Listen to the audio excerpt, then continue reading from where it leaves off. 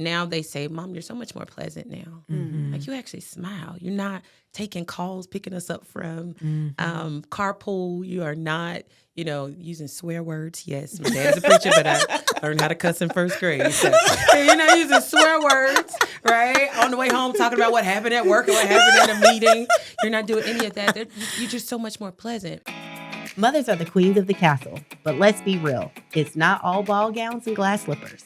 On this podcast, we're giving you a peek behind the throne at the privilege and responsibility of wearing the crown. My name is Helen Kimbrough, and I'm a proud wife and mom of 2 adult sons. And I'm Charlitta Hatch, a proud wife, married to my high school sweetheart, and a proud mom to 2 little ones. Get ready as we share jewels with each other and you around all things connected to motherhood. Well, welcome. I am so excited and delighted that you are here to join us for the Behind the Throne podcast. Charlitta and I, I'm supposed to say Charlitta? Dr. Hatch and I are here to thank you for your continued support of the podcast. And today we are delighted to have 2 guests with us. We have Ashley Varnado, and we also have Brie Wright, who are here. Yes, welcome. So happy to be here. Yes, I we are think so all excited of us to be with go y'all. way back. Way back. Through different parts of Charlotte. And for this specific topic, which is a time for rest, recovery, and renewal, I felt that they were the perfect guests to talk with today. So what I would like is for Ashley, I'll start with you to introduce yourself and just also give me your definition of rest. And thereafter, I'll ask Brie.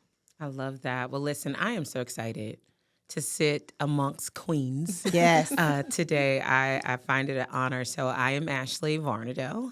I am a recovering corporate executive. I made the decision to take a radical sabbatical at the height of my career after 15 years in corporate, nearly 20 years in corporate. I am the mother of 2 boys who give me all my gray hair.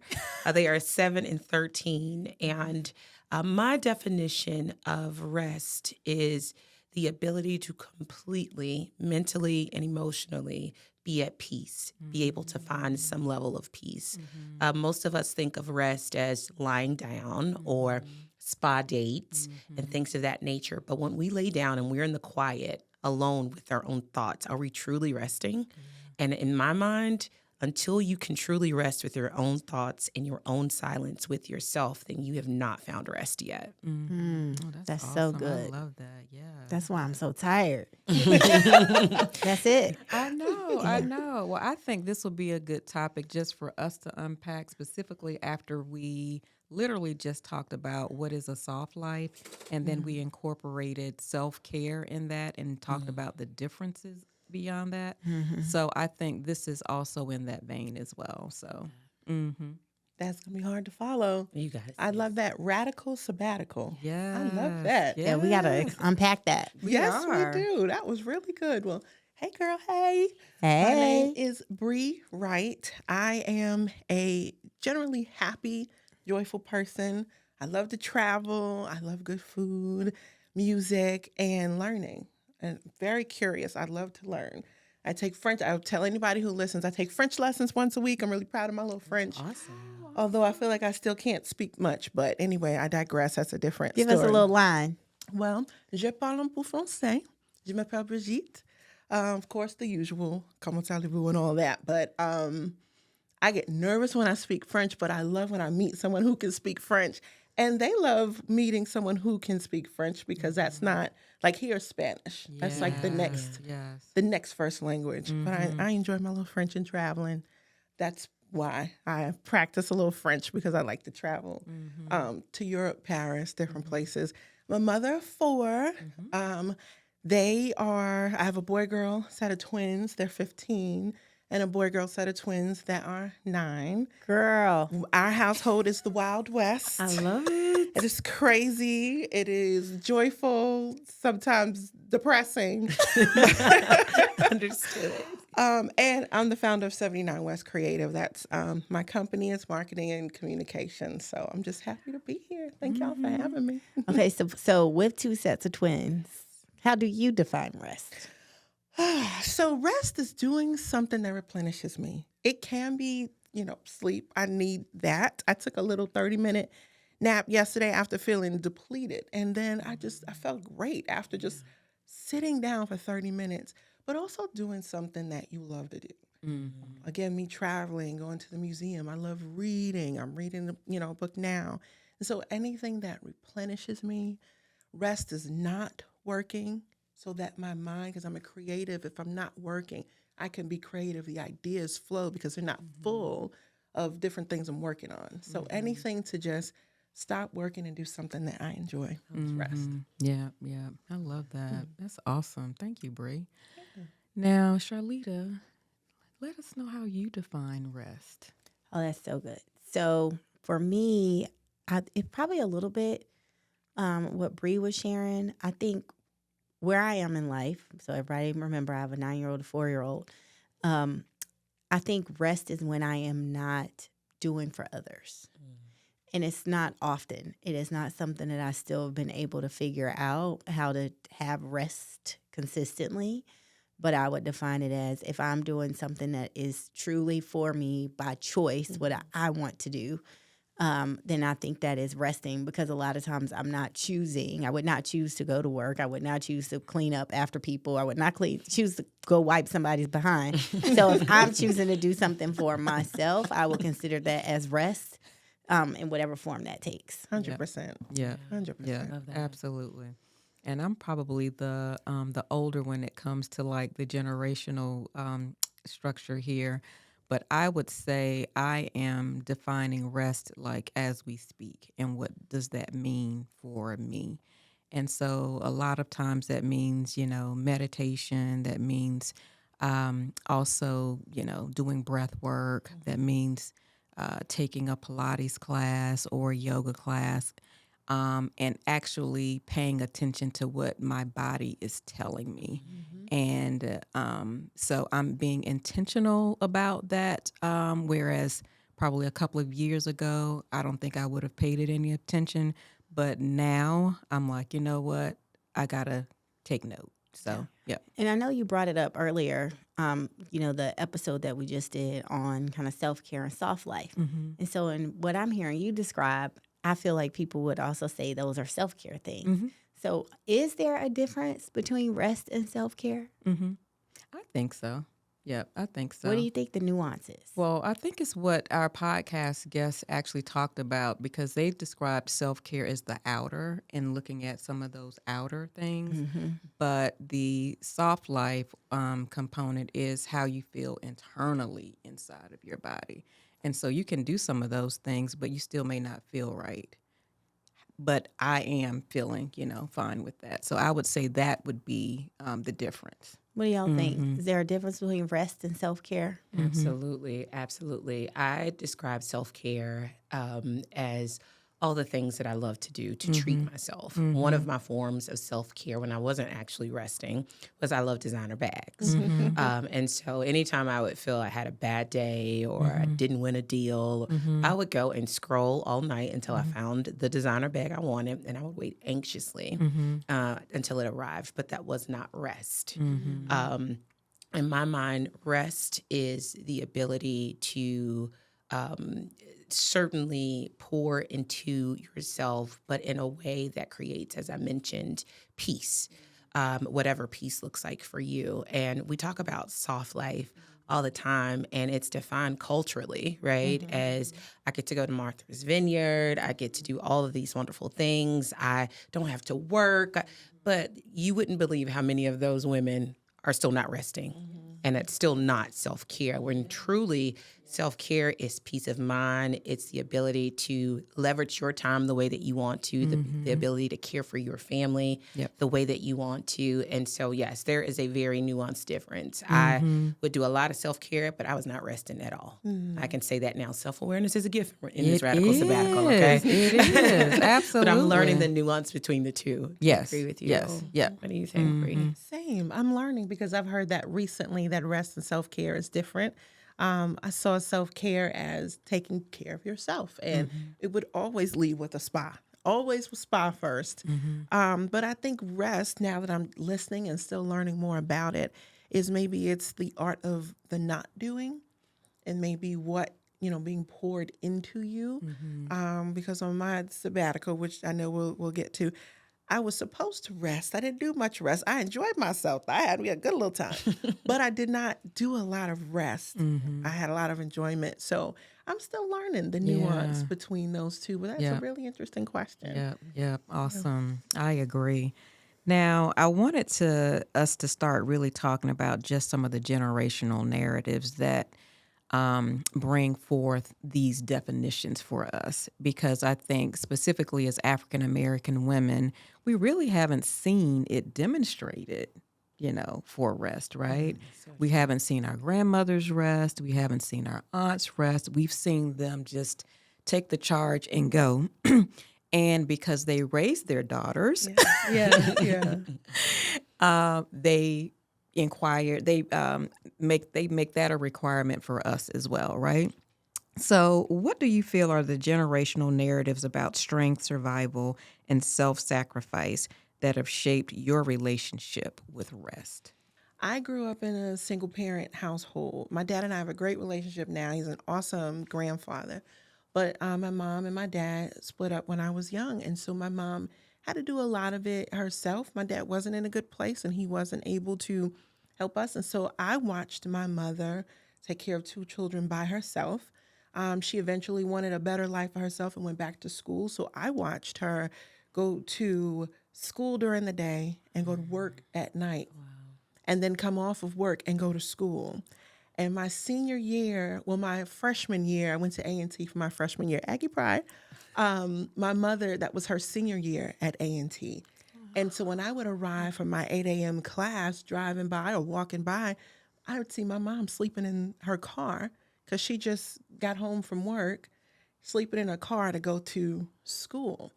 And so it's up to me. I have a little sister, I have cousins. It's up to me to kind of pick that up and go with it because mom's busy. So working hard was always demonstrated, especially a kid from the 90s. Strong Black woman was a thing. Yes. Strong Black woman, strong Black woman. My sister and I rest right now. We don't want to be strong Black women. That's too hard. That's too difficult. Agreed. I'd rather not be. I mean, I know I have strength within me, but I don't want to have strength for everybody all the time. And so that was definitely demonstrated, the work hard and and so I've almost found that I've had to earn rest. It's like, what are you doing sitting down? What are you doing enjoying yourself? Don't you have something, to do? So that was the narrative that shaped me. My mother's still a hard worker. I still have to, when she comes to my house and she wants to help out, sit down. It's okay. We can sit, watch our little Beyond the Gates. We can chill. I love it. We can relax. So that's kind of what shaped me. Yeah. So do you feel bad for resting at one point? Still struggle with it, honestly. Okay. Not all the time. I am learning, especially when I know I have, but the problem is I know I have earned it. I'm working on that, know I have earned it. Yeah. I don't have to earn rest. I get to have rest. Yes. But I'm still working on the earning it part. It's like, I work hard, I take care of the kids, So now, but I don't need to do that to rest. I need to replenish because that's what helps me to stay creative. It helps me to be a better mother because if I'm stressed out, y'all don't want to deal with me. Y'all don't want to deal with me when I'm not a good mother when I am stressed out because the children need so much. And if my cup is empty, I cannot pour to you. I cannot. So I've learned it's a necessity. It's required to function. Yep. I love that. Yeah, very similarly, I talk about this a lot in my book, Out of the Yazoo Clay, but I know we all have experienced seeing our moms or grandmothers or aunts cook full Sunday dinners, full holiday dinners, and everyone would be enjoying the meal and saying, oh, this is good. Who cooked this? Who cooked that? And Big Mama was in the back asleep, right? Because she was too tired to eat. Yes. Right. And so we saw those signs of strength and we automatically inherited that we are supposed to, in my case, be a phenomenal corporate executive and the mom who could do everything for PTA and the phenomenal wife and the best friend and the amazing board member. When in reality, we talk about being our ancestors' wildest dreams. And the one thing they didn't get to do is they didn't get to rest. And so what a way to honor them by saying, you know what? I don't have any points to prove. My birthright is rest. That's why we sleep a certain number. We're supposed to sleep a certain number of hours a day and a night. And so I have struggled with that. That's one of the things that sent me into some of the medical events that I've had to recuperate from and rehabilitate from. I was not resting. And even when I was telling myself that I would sleep, shut all the lights off, turn the phone off, my mind was still moving. I was thinking 5 steps ahead. What do I have to do for the next day? What are all the things that are required of me? And so it is an ongoing battle. And I'm training myself very similarly to you to say, you know what? If the house not completely clean, it's okay, right? Yes. We can DoorDash dinner tonight, right? Yes. And I'm creating space for creativity, right? You are not at your best when you don't have the appropriate rest. And, we saw that in my own life. And I even think about interactions with the women in my family. They were sometimes so grumpy because they didn't have sleep. They did not have sleep. They were doing everything for everybody else. And so, you wrestle with the guilt, but unless we get this under control, y'all, in the right way, we are going to see what many of our elders have seen, and that's heart issues. That's, in my case, I had 3 mini strokes as a result of not resting.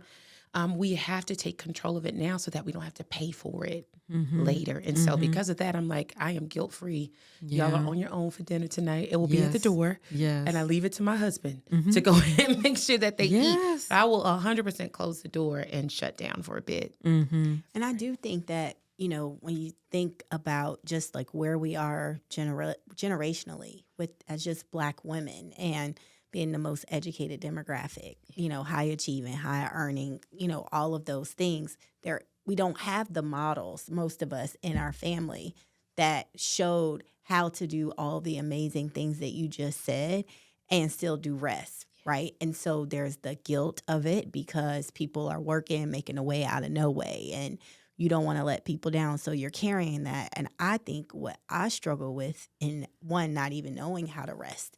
And the example that I'll give is when we were coming up, we couldn't even just sit and watch TV. Yeah. We had to do something else. So we had to color, we had to fold clothes. We couldn't just sit and watch TV. So to this day, I can't just sit and watch TV. And then my husband has the innate ability to just sit. They all do, don't they? He just can just do it. And then what I have to check myself in, instead of how do I adopt that? Right? It's kind of like what Michelle Obama said in her book, Becoming. She was like, I had to learn that I just need to go, right? Like, instead of asking for permission, because he's not asking for permission to go to the gym, I'm just going to go. I'm like, you need to get up. You just sitting there. Why are you not? And what I want to do, who I want to be, and I am not there, is not only someone who can say, you're sitting, let me sit. It can wait.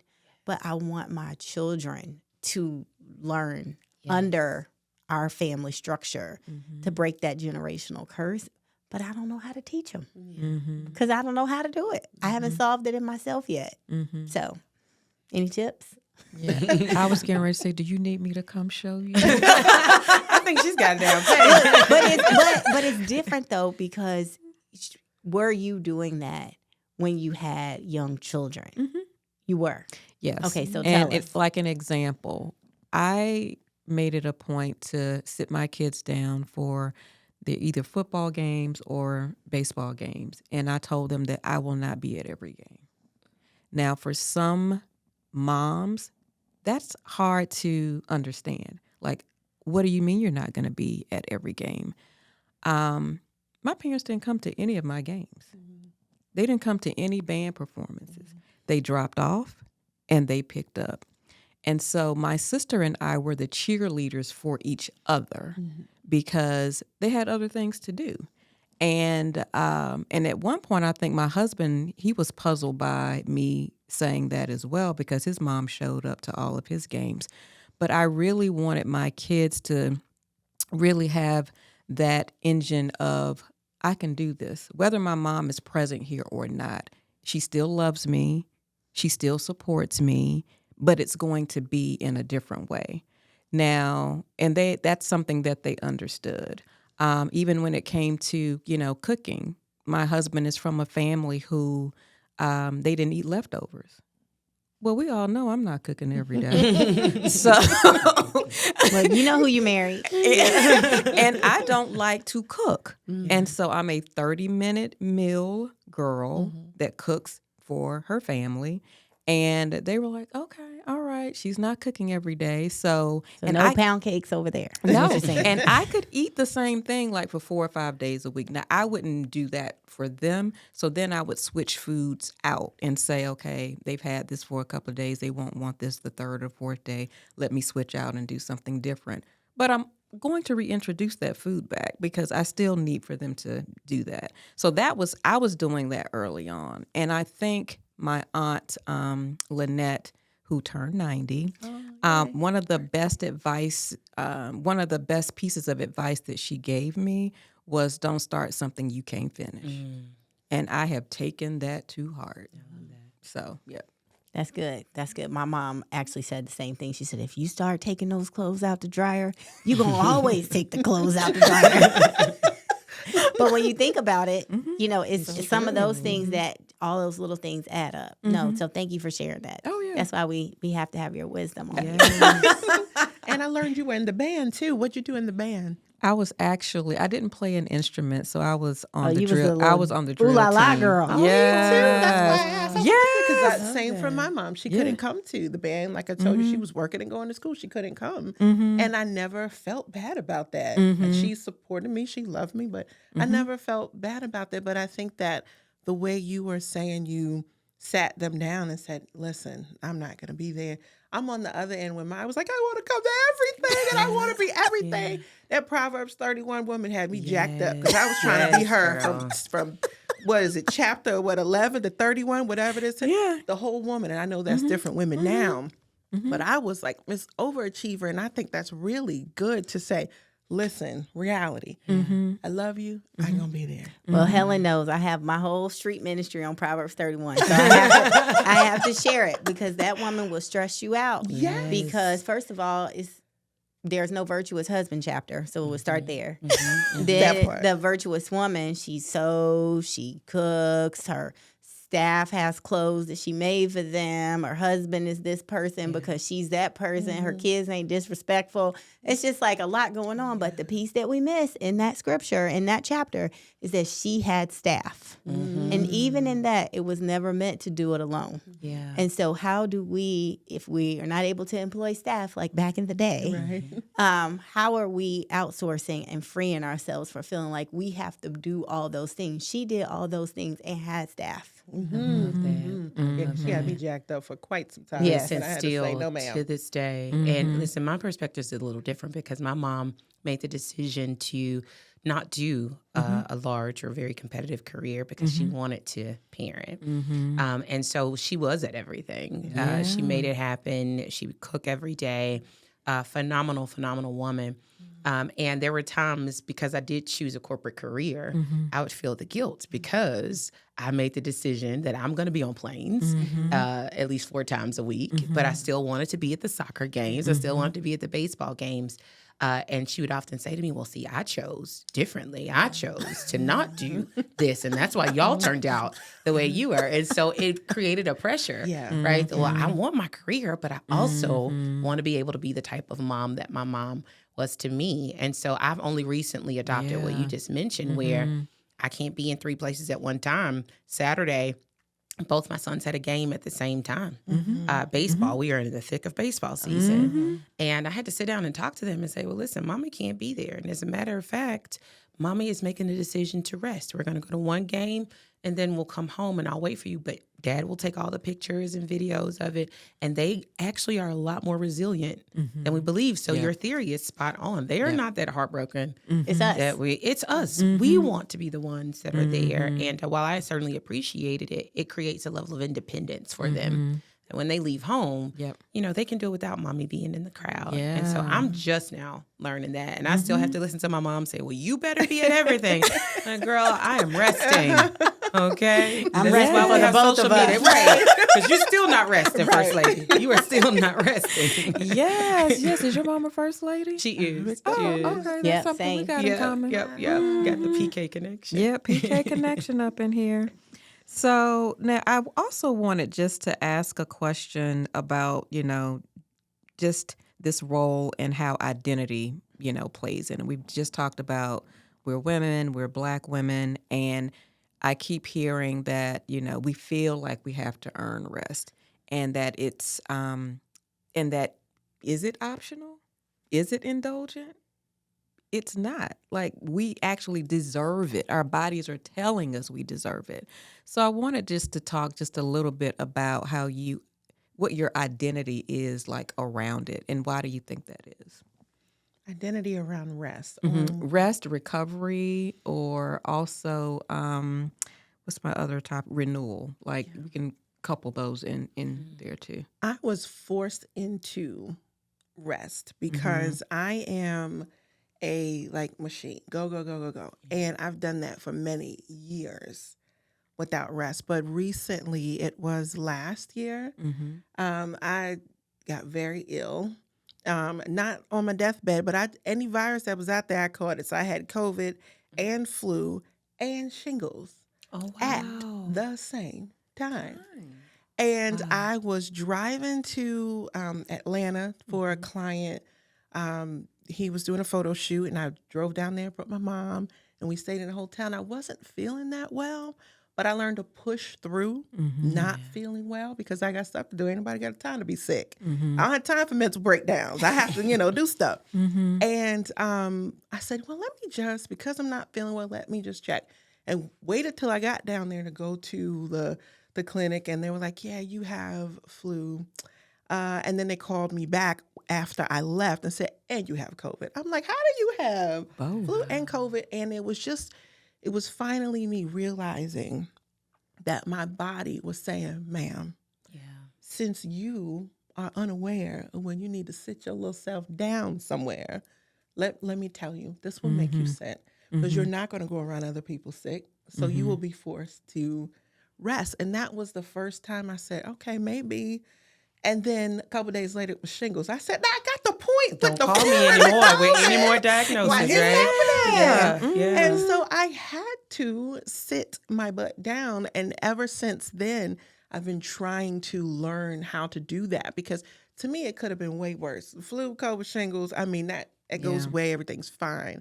But it could have been worse. Being a mom of 4, running a business, being in Jack and Jill, all of these things, sometimes when they all are happening at one time, which is almost every day, it can get stressful. And your body can take on stress, but you're so used to just handling it. But you can't do that but for so long. So my body finally gave out, and I finally had to listen and sit down for a week or two. Then I was back at it. But every couple of weeks, you got to sit down, sis, because we do not want any calls about any of those things. It's so funny because, and not funny in that sense, but I also got shingles right after my wedding. It was so much stress that at age 26, pain on the left side of my body. I'm not understanding what's happening. And it was shingles. And the doctors could not figure it out because I was healthy otherwise. But stress will certainly activate shingles in young women. And we think of shingles as something that's only for our elders. But no, the right amount of stress, your body will do all the chemistry it needs to do to produce that as a defense mechanism to tell us to sit down. And my position is very similar to yours. I had a moment where I felt like my body betrayed me. I certainly had to be told by my body that it was time to take a pause I did all the things, as I mentioned, managed 18 markets, $25 billion, youngest African-American female managing director in my firm. And I was doing all of those things and running on all cylinders, staying up at night because I felt like, and this is something that I think everybody can probably attest to, my mind was the quietest when my house was quiet. So then I could finally figure out what my to-do list was. I would wait sometimes in the middle of the night to take my shower, but my mind wasn't resting. That was self-care, as we talk about it. Mine wasn't resting because I'm thinking about all the to-do lists. So I would stay up much later so that I could feel like I had time to myself. My body finally said, girl, enough. I would have frequent headaches that I wouldn't pay attention to, spouts of dizziness that I wouldn't pay attention to. One night in particular, I was driving home, and I probably should have pulled over then because I got dizzy and I had the kids in the car, and I was like, I just got to make it home. What did I do when I got home? I did not sit down. I cooked dinner. I cooked dinner because that's what I saw my mom do. When she came home, you cook dinner. That's what you do. And I could not get rid of this headache. I tried the ginger ale and crackers, y'all, because, you know, that's the ism in our, listen. It solves everything. It solves everything. Sit down, turn the lights off, and it'll go away. No, the headache did not go away. And it wasn't until I tried to sleep, the headache wouldn't go away. I woke up out of my sleep. My left arm was numb. And I'm thinking, okay, either my husband slept on my arm or something's going on. Let me get up and walk to the bathroom. Entire left side was numb. I was having a stroke and didn't even realize it. And by the time I had fallen to the floor and figured out that something was going on, I had found the strength, which I write about in the book, to call out. And in the emergency room, thank goodness for Atrium. Shout out to Atrium. They saved my life. But in the hospital room, I heard this clock ticking. And it seemed like it was the loudest clock I'd ever heard. I'm sure they manufactured the loudest clocks in those emergency rooms. I don't know if they're ticking our life away or what, but I was like, I got perspective now, right? Listen, time is fleeting. And it was at that moment I really decided that I was going to step away because I had done all these wonderful things and I had shown all these people that I could be everything for them. But it wasn't until the most valuable commodity of time was the balance that I didn't really know. And I was like, you know what? I spent my life trying to do all these wonderful things, making my ancestors proud. And the one thing they didn't get to do was rest. So I'm about to sit my tail down. Good for you. You know? And so, my perspective is that I'm reclaiming my time. I know, Maxine Waters. Yes, ma'am. Reclaiming my time because I want to be here in 70s and my 80s and my 90s. And if I'm doing everything right now and running on all cylinders, then I am shortening my lifespan. So I decided to sit down. I know. And I think just listening to both of your experiences, like it could have been totally different. If you had decided not to pause or rest, if your body had not shared that alarm with you. Right. So that was really like a wake-up moment for you, for your husband, but for your kids as to, you know what, I'm going to have to start recalibrating, or I'm going to have to rethink what I've been doing like this whole time. So that you can also be here like for your family members, you know, and for the children who need you the most, right? So I think about those things and feel with gratitude that that lesson is now turning into not just recovery, but also renewal. And I would love for both of you just to touch on some of the things of how you recovered. You know, you can speak about your trip to Europe. But you can also share more about how you've recovered in this intermediate time, and then what does renewal look like after that? Let's talk about Europe, girl. Your story's going to be far more interesting than mine. I'm like, I got to go to Europe soon. I know. So it was June that happened, that incident with all the stuff, all the things. And still worked, but realized that I wanted to really pause because I had never done that in my life. And still having kind of little kids at home, holidays are our time. Holidays start with Halloween. That's our time. And so Thanksgiving and Christmas, and while they're still young, I want to be able to go see the Christmas lights and Santa Claus and whatever.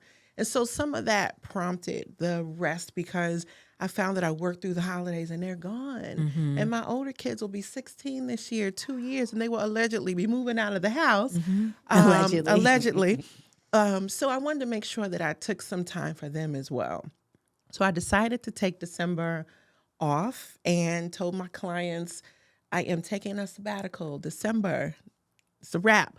But I worked really hard in November, and that was actually the thing. I almost worked double November just to take off in December. And so I was almost like burned out by the time I got to my sabbatical. I was working a launch party for a beauty brand the night before I left for Paris. Oh, wow. Like I worked up till the moment. But it was great. I went with my mother, my sister. They are my best friends. And problem is, we had a great time. But we always say, and we always go, we don't know when we're coming back to Europe again. We got to do it all. Well, we went to Paris, we went to Spain, we went to Italy. I mean, we did it all. We were only there like 6 days. And we did y'all like really all did it all. We did not sleep. I remember one night we had a cooking class. We were making pasta in Milan, and we had to be up at 2 a.m. to get on the flight to go to the next place. So it was not restful, but I enjoyed myself. I would not do it again, not that tight, but I had a good time. So after that, I had to find time to rest, but it's December, it's Christmas. We got the tree, we got the house, and all the activities I said I wanted to do. And I find that when I make time for rest, sometimes I still fill it with stuff. And so having to realize, yeah, you have to do some things because I cannot lay in the bed for 30 days. Yes. I cannot do that. I can't lay in the bed all day like I would love to. And I keep saying I will, and I never do. I get in that bed, and I'm like, okay, well, time to get up. What I gotta do, 30-minute nap, 30-minute nap, But, I had a great week. We did that. We went to Charleston. We took the kids to Charleston. I went to it somewhere else. I can't remember right now. But it was just a really good time to try not to work. I'd be lying if I sat in squeezing a little bit. But that was a lesson for me. And I'll tell that really quick. One of my clients had a big deal on the table and invited me to be a part of it. But it meant I had to do a little work in December. And I waited, and I was like, well, this is something I haven't done. And I decided to do a little work during my sabbatical, only to not get the deal in January. So it taught me a lesson because I could have and should have said, the opportunity will come again. If it's meant for me. I'm a big believer in God. God, he don't play about me. He does not play about me. It will come again. Yeah. So I needed to have that belief and faith that let this pass. Work is important. Rest is important. And that's what I needed to do. So I learned a lesson. When I take my next sabbatical, I will be blocking off the calendar. Don't call you. Don't call me. Whatever opportunities, wait for January. Yes. But I learned a valuable lesson that you should, when you need to, put yourself first. Because one, nobody else will. And two, that was my responsibility to protect my peace. That was my job. I failed at it, but I'm glad that it happens because it won't happen again. So, yeah. You didn't fail at it, sis. You did. I just feel like you learned from it. Absolutely. No losses, only lessons. Yeah. Only Amen. lessons. My story is a little bit different, but very similar in that I had to first come to terms with who I was again. Once I chose to take this radical sabbatical, I had built this identity of Ashley, the managing director. And, my entire life wrapped around who I had become outside of the home. And I had to sit with myself for a while and get comfortable with who I was outside of that, which is an entirely different conversation, right? But once I got comfortable, I did, because I had to rehabilitate. I had to take the time to really make sure that I was okay, because I was determined to be back in my heels by Christmas. I was like, I am not walking around in these kitten heels and these slides for this Christmas cantata at church. They're going to see me at least in 3 inches, right? So I filled my time with that. But then I also found renewal in spending the time that I lost with my children.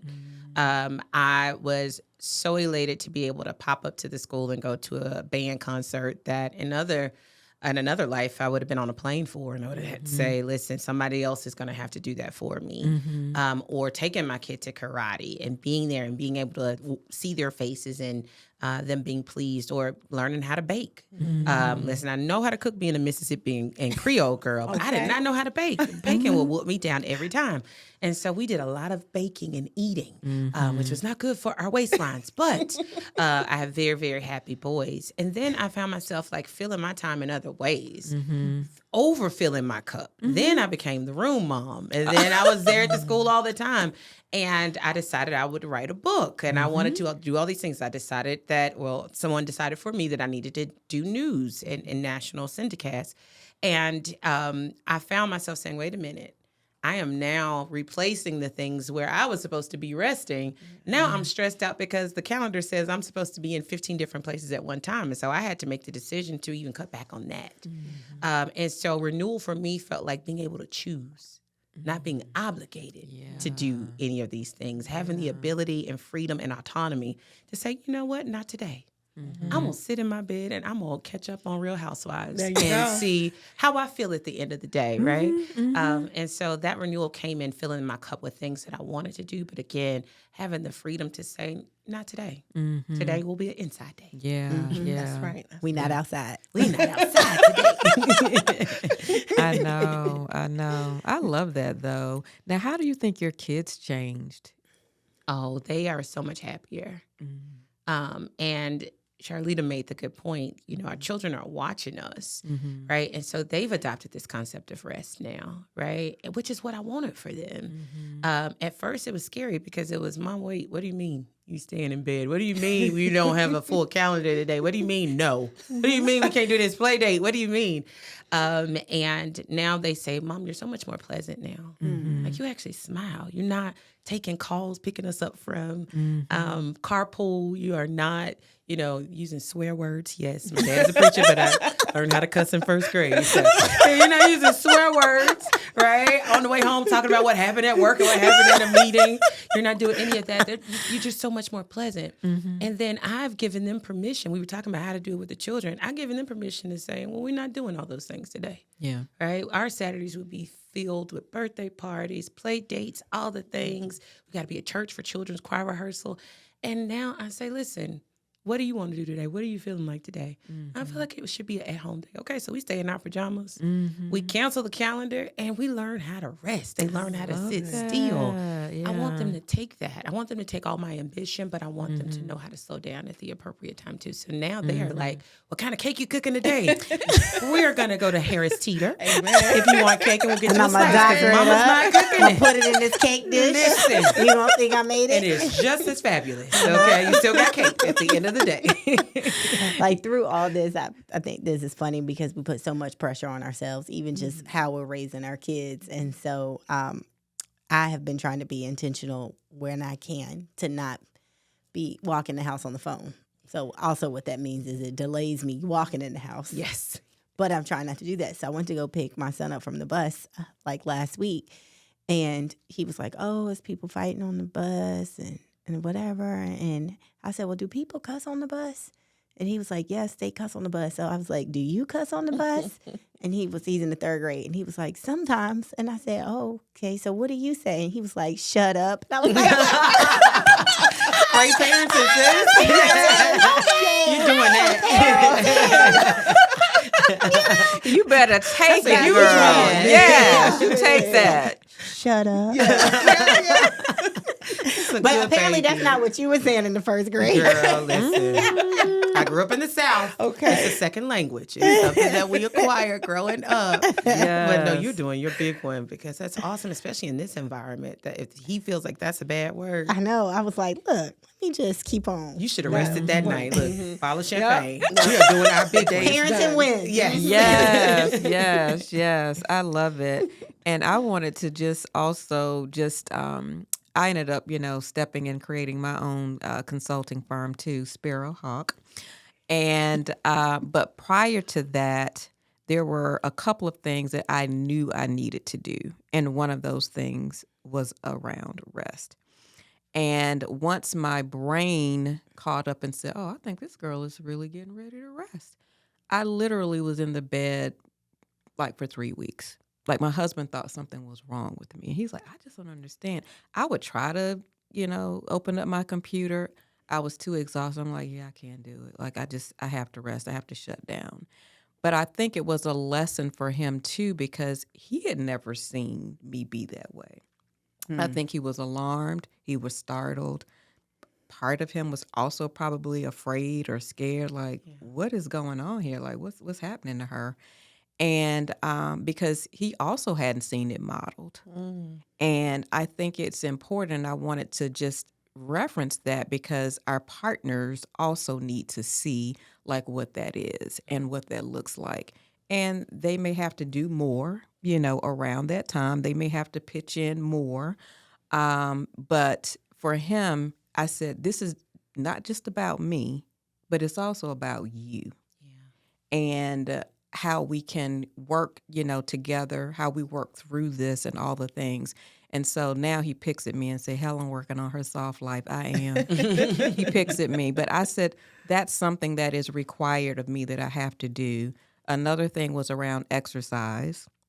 I was already exercising, but I took a hard exercise and I still do Pilates because I wanted the mental exercise that Pilates brings because it's tough. And can I finish this class? I don't know. How do I finish this class? Do I finish this class well? And so now that I've been doing it since the fall, like my body's stronger, I'm mentally strong. If I'm working with a client and something may be tough, I know I can get through it because I've had the mental exercise in the class to do it. And then a third thing that I did was I went to the museum, the Legacy Museum, Brian Stevenson in Montgomery. And literally that trip was just around thanking the ancestors. Because as you mentioned before, the ancestors have already done the work. And they said, if not for us, we will do it for you. And they don't even know us. They don't even know our names. But they did the sacrifice for us so that we wouldn't have to do what they did. So I'm so appreciative around that. And then the fourth thing I had to do was cut my hair. Which is so good. It's so cute. So that was the fourth thing. And all of the things my mom is like, I don't know what is going on with this girl. But my husband's like, I'm just going to roll with it. Yeah, you just roll with it. But that was another thing that I needed to do in order to renew myself, in order to recover from one way of life to a different way of life. And so I wanted just to express that here, in this space too. Can I ask you a quick question? You mentioned Pilates and yoga, and I watched the previous episode where Dr. Charlitta was saying the yoga, the Pilates stresses you out. Have you tried since then to do more? You're like, I think the issue is the rest piece. It's so slow, and I think to your point, Ashley, it forces you to just be still and in your thoughts. Because I will probably be able to graduate to Pilates and yoga when I can solve this issue that I think is just a permeated issue of like guilt, the shame of what it means to rest, being lazy, not working twice as hard, like really working through that. And my therapist had said I defended my dissertation the day before the election. Wow. And I walked in and to my therapy session the following week, and I said, I need a new job. And she literally was like, why are we not talking about the fact that you have defended your dissertation, you have won an election, you're saying I need to come in and achieve another thing. She's like, you're operating from a space of trauma. And you're constantly trying to prove to your biological parents that they made a mistake, to your parents that raised you that they didn't make a mistake. And when are you going to learn that sometimes good is good enough? And if you don't achieve another thing, you are worthy of love. But this was just the revelation in November. So I am definitely now, like, first of all, we've been here for over a decade and you just now telling me that. Girl, what am I paying you for? I'm like, is this what I've been doing this whole time? Obviously didn't know that. But now I'm really trying to figure out, and I think everybody is, and I think I'm like trying to get to this like redefinition of like, what is this version of me that has this awareness, this aha. I don't want to have like a physical reaction that puts me into that place. And I have the knowledge that there needs to be a behavior shift, but I don't know how to do it because it's not just as simple as just sit down. Right? Because if you just sit down and you're like, oh, the dish is still in the sink, clothes still this, I got to do this, I didn't send this email, right? I might as well get up and do it. Exactly. Or if I express myself, and then I still got to tell you all the 30 steps that need to get done to do it, right? And then answer even more clarifying questions, so I feel like I'm at that journey. And to your point about like the yoga, the meditation, the Pilates, all the things that I think I need to do for like mental peace, I just don't even know how to do it. Like even going to the spa sometimes, which I love to do, but I'm like, if I can't get a massage for 80 minutes or more, I can't even do it. Because the 30 minutes, I'm not relaxed yet. It just wasn't a part of my upbringing to have rest and to relax. It was always like, what else could you be doing? And that's my mother. She can now get a massage, but before it was hard for her to get on the table and just lay down. But definitely commend you for being aware, because that's the first step, being aware that I need to shift something and being on the journey.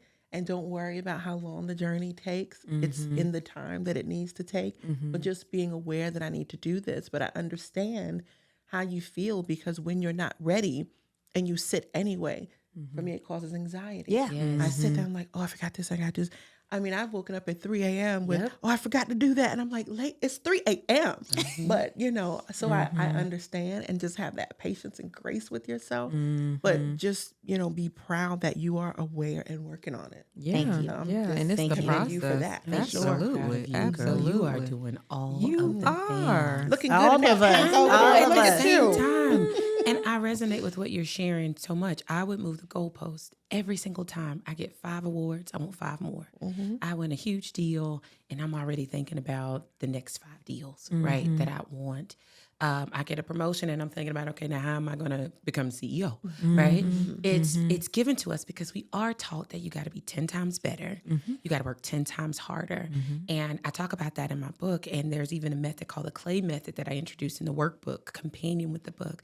But it talks about confronting, which you're at the phase of confronting. Hey, I realize there's something I got to change. I got to make a difference. But then the rest of it is listen, align, and yield. And it talks about this thing of, we call it ambition, but it's really unhealthy ambition. It's this notion that, you are proving that you deserve the seat. You're proving that you deserve to be in the room. And it's given to us culturally.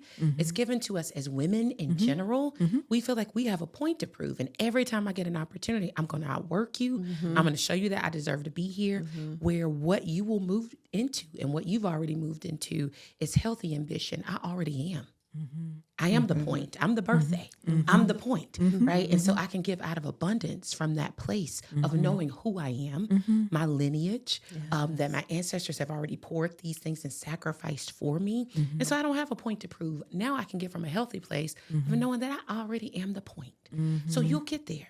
You be patient with the journey. Yes. Amen. And we've Thank all you. been there. But listen, you will get there. But don't even create the pressure on yourself of trying to get there too fast. Allow your journey to be your journey. You know what I mean? You're like, okay, I got to heal. So let me figure out the fast way to, no. It will come in its own time. And we are speaking against any medical event that will push you there. You will get there naturally and in the Jesus' right name. time. Thank you. So we're proud of you, girl. That's Defending your it. dissertation before the election. Yes. Superwoman, come on now. Yes. Yes. But it also goes to the other point that I will raise. What Helen said is, when you're in that fight or flight mindset mode, it's like you couldn't do it again. So when you're going through the craziness and you're just hustling, it's almost, you can't rest, because if you do rest, then you kind of You shut down. shut down for 3 to 4 weeks, and you can't do that because you got kids and all of this stuff. And it's that. So then it's like, how do you balance even what race you get in so that you can actually treat it as a marathon and not this continuous sprint? Yes. That's so good. And I need to take up a collection after you spoke. I was like, the doors of the church are open. Yes. That was good. That was really good. Yes. Well, I would be remiss if I didn't talk about this radical sabbatical. Now, how did you come up with radical sabbatical? And I also want us just to talk about sabbaticals in general, because many of our people don't even know what a sabbatical is. A lot of our corporate partners offer sabbaticals. Some nonprofit partners offer sabbaticals. Even my church just offered one of our ministers at church a sabbatical for the past 2 years. But it really is a foreign concept. And most people who take a sabbatical was like, wow, I don't know why I didn't do that like years ago. But there are benefits, to it. So I would love for you to talk about just, the radical sabbatical. Yeah, the radical sabbatical. For me, it was radical in the sense that I had spent the first half of my life working to acquire all these things, the titles, the assets. I'd done it fairly young, right? Again, wanting to make my ancestors proud. The radical piece of it was that I chose to walk away from it at the height of my career. I really, in most cases, was just getting my stride. So you think about a girl from Mississippi, first generation corporate executive, had to kind of figure it out as I went along and built that community and network as I moved along the corporate ladder. And I had made managing director after 15 years. I was very, very proud of that. And 3 years after making managing director, I decided to leave it all behind. I liken it, without getting too spiritual, to, the notion when Jesus told Peter to leave everything behind and follow him. And so that was the radical piece of it, because people were asking me questions. Girl, you crazy. You have worked for this. You have done so many things to earn this. Why on earth would you walk away? And for me, it was a very personal journey. I knew that I needed to sit in stillness to understand, one, how to make sure that I could rehabilitate so that I could be here to 80 and 90. But two, to make sure that what I was doing was what I wanted to do, and that when I could prepare for my second half, I would have a clearer vision and a clearer view of what I wanted that to look like. I would say the first half of my career was something that I adopted. It was not by design. I knew that I needed to go to college. I knew that I needed to earn a certain income to achieve the things that I wanted. And I was doing all that for other people. But it wasn't until I made the decision to sit still that I decided, okay, this second half, I'm going to write this chapter. I'm going to be the author of this chapter. That may result in me being in Jamaica selling oranges, okay? Or it could lead me back into corporate, right? But whatever it is, I want the choice. And that's the radical piece of it. I want the choice. I want the autonomy to, at this point, not do it for my ancestors, not do it just to make my mom and dad proud, do it by the books or what looks good on paper, but because I want to do it. And again, people thought I was absolutely crazy. They still call me now, like, girl, you ready to go back? I'm like, yeah, a little bit. I think I may be ready to dip my toe back in. But that's the radical piece of it. And I will tell you, it is a foreign concept. We have seen so many of our elders work until retirement. And it's not just a cultural concept. It's our culture as a nation, right? You are taught that you work, and you save. And at the end of your life, you'll have an opportunity to enjoy the spoils of your labor. But how many times, guys, have we seen folks who have saved and they're ready to travel, and now I got my golden watch and I got all this money in the bank, and then they get sick or they pass away or they have a spouse to pass away and their body is not in the same condition. And so my life mission now is to really invoke this notion of a radical sabbatical and help people think about it strategically. I would never tell anybody to walk away from their livelihood, right? But I do think that there are strategic ways that you can plan to take this halftime, this rest, when you are in good mind, when you are in good health, and determine what that second half will really look like. And a big piece of that, if we talk about it, is financial, right? Nobody is going to say, okay, I'm going to quit my job and I'm going to go trust in my ability to do all these things, because where is it going to come from? We save for everything we want to do. We save for vacations. We save for our children's education. If we want to buy a brand new house, guess what? We're putting that money back. So I'm not saying stop doing any of those things. I'm saying, why don't you take a little piece of that and put it to the side for your halftime so that you have a very intentional pause to say, whether it's 3 months, 6 months, etc., I want time to really recalibrate and really get a chance to be the author of whatever this next chapter is going to be. So that's why I call it radical. My next book will probably be called Halftime because I want to I'd like coach that's the people other thing I was hearing. on Yeah. how We to heard do it here this. first. Yes. Like, how to do Yes. this. And listen, I Yes. wish somebody had told me because I wouldn't have had to dip into my emergency fund. When I decided I was like, oh, I'm not going back to work. My husband's like, oh, you not? You going to bake cakes? You going to fry fish? What are we going to do? Right? I wish somebody had told me when I was getting those bonuses, right? Every year after year, that I should be putting up not to go buy my favorite bags to patch up, the things that I wish I could have changed or fixed, and not just go buy or plan for this lavish vacation, but putting my money to the side in what I call my Freedom Forward Fund, where again, you are investing in yourself so that when you decide, listen, I think I want to sit down for a little bit and just recalibrate, you don't have the pressure of the financial obligations. So I'm gonna make it a part of my life mission to show people how to do this. But we can't wait until retirement to do that, y'all, because it's too late then. Yeah, you need to be of agreed. sound mind and in good health so that you can do all the things. Too many stories you hear about people who retire and then months later they're gone, Or sick. Yeah. Or COVID happened. That happened to my mother. She finally retired. March 1st or something. Then we were locked down the 15th. So she's like, if I knew that, I would have stayed at work a little longer, But luckily she's still alive. She can travel. She's doing things, but you have to do that. I love that radical sabbatical too. I'm be saying that to folks now. But tell them where I got it though. I'm gonna tell them Girl, where I you got don't got to it. credit me. We're sisters. It's yours. It's yours. I know. Well, I would say that this conversation has just been life-giving. I mean, I've been thinking about it a long time. I follow Brie. I follow Ashley. I follow Charlitta. And We follow you. Yeah, exactly. Absolutely. And but I knew that this conversation was going to be life-giving for women because it's something that we don't stop, pause, and talk about. We don't talk about rest. We don't talk about recovery. We don't talk about renewal. We don't talk about sabbatical, right? And I look forward to how this will materialize in other women, who look like us, but just women in general who need to really just sit and pause and assess, like, what do I want now? What do I want the future to be for me? What do I want it to be, for my family so that they can also benefit from the decisions that we're making around this radical lifestyle, right? So I just want to say thank you both for coming and sharing and discussing this topic with us. I'll let Charlitta close us out as well. I don't want to leave. This is such a healing space. I know. And I could talk to y'all all day. This was great. I'm like, what else can we talk about?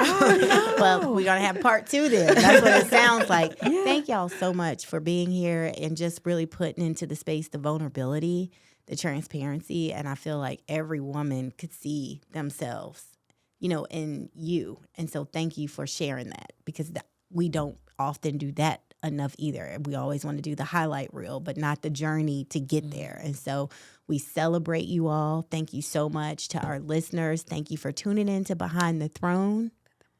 And before we close out, I want to give you an opportunity to share how we can stay connected with you and how we can follow you. Well, first, thank you so much for this conversation. This has really been really wonderful. And I'm proud of you ladies for having this platform so that women like us and women who are watching can really learn something. And I hope that there was something learned. I learned something here Yeah, I did too. Today just from listening to the three of you.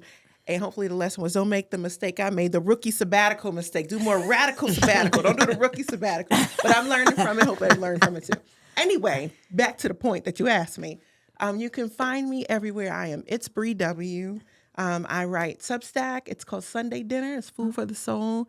And also bringing back Marvelous Living, which is a platform for women to show how they live their most marvelous lives because we need that in this period of rest and restoration. And, so that's where you can find me. I love that. Thank you for that.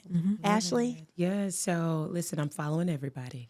You should see me on your Substack pretty soon. I'm so excited to have spent this time with you ladies. So you can find me on LinkedIn. You can take the girl out of corporate, but you cannot take the corporate out of the girl. So I am Ashley D. Varnado on LinkedIn.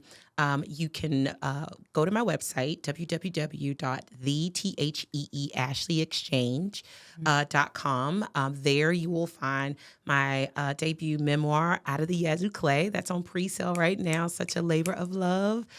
So excited to share that with the world. And then now I'm on Instagram. I was not on Instagram at first, but my team told me very quickly I needed to get an Instagram presence. And so you can find me on Instagram at the THEE Ashley Exchange as well. So I welcome everyone to be a part of this journey and follow the journey of this radical sabbatical to see where it takes us. Let me get my phone to follow Listen, I'm you following right you now. too. I'm following you too. Got it in my mind. I already got it. I love that. So please be sure to follow and stay connected with Brie and Ashley on their websites, on Instagram, on LinkedIn, and on Substack. Thank you for tuning in to Behind the Throne. Please be sure to like, follow, comment, or subscribe wherever you're listening to your favorite podcast, which is this. See y'all later. Thank you. Bye. Thank you for listening to the Behind the Throne podcast. Be sure to subscribe to our channel and comment below with your feedback. Check out future episodes from us as we discuss motherhood from babies to adults.